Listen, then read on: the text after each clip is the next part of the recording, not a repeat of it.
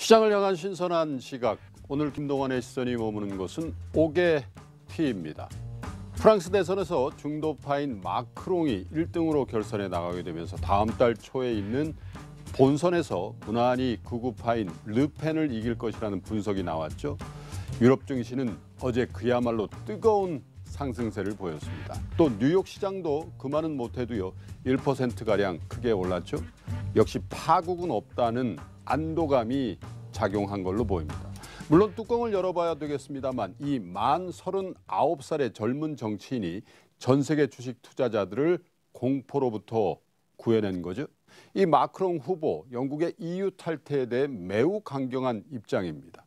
당연히 이런 후보를 프랑스 국민이 뽑아낸다면 독일과 함께 유럽 대륙의 상징성을 갖고 있는 프랑스를 지켜내면서 다른 유럽 국가들로 이른바 EU 탈출 증후군이 전염되는 것을 막을 수 있을 것으로 보는 겁니다.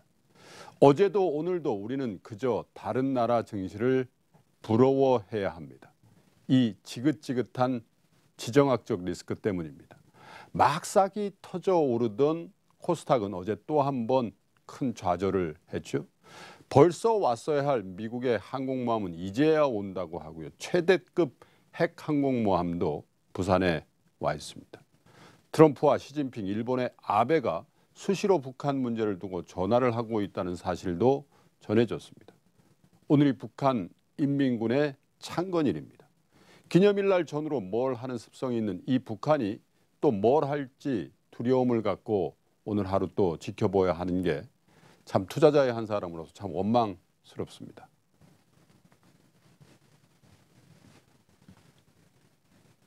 한번 상상해 보시죠. 이 지정학적 리스크만 부각되지 않았다면 우리 증시, 특별히 코스닥 시장은 지금 어떻게 돼 있을까요? 4월 20일까지 우리 수출은 오히려 지난 3개월보다 더 크게 뛰어 올랐습니다.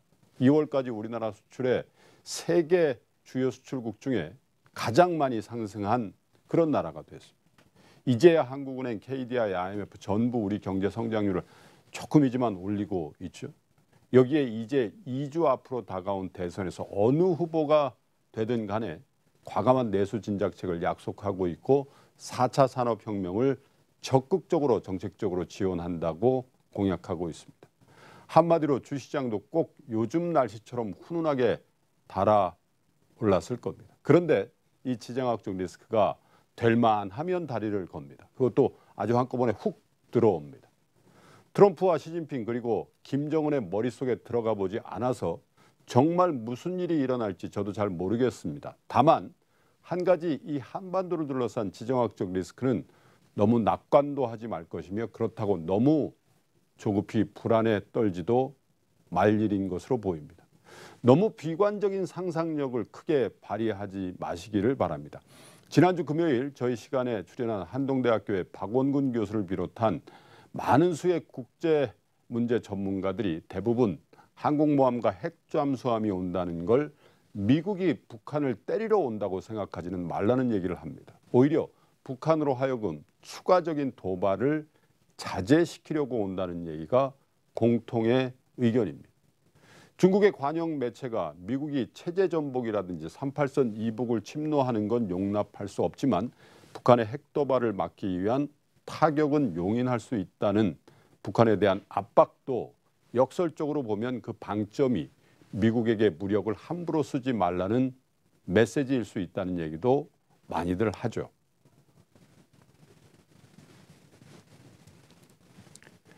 물론 전문가란 분들의 예측 틀린 경우들이 많기에 확신할 수는 없습니다. 그러나 지금 이 상황에서 우리가 무언가 결정하고 실행해야 한다면 나름의 논리를 가지고 해야 되지 않겠습니까? 이럴 땐 이 지정학적 리스크를 한번 제거하고 우리 시장을 한번 바라보시죠. 과연 지금이 주식을 팔고 떠날 때인지 아니면 오히려 적극적인 투자를 해야 할 때인지를 말입니다. 투자라는 게 논리적이고 이성적인 판단으로만 결정되고 실행되는 과정이 아닌 것을 잘 알지만 그래도 나름의 논리를 세우려고 노력은 해야겠고 또 혼자서 그것이 힘들다면 전문가의 견해를 차용하는 노력이라도 해야 되지 않겠습니까? 지정학적 리스크라는 옥의 T, 정말 옥의 T라면 이 T 때문에 옥을 송두리째 버리는 누를 범하면 후회할 수도 있지 않겠습니까? 어떤 결정을 하시든 간에 이번 국면에는 신중하게 하셔야 될 때인 것 같습니다. 지금까지 김동완의 시선이었습니다. 저는 잠시 후에 다시 뵙겠습니다.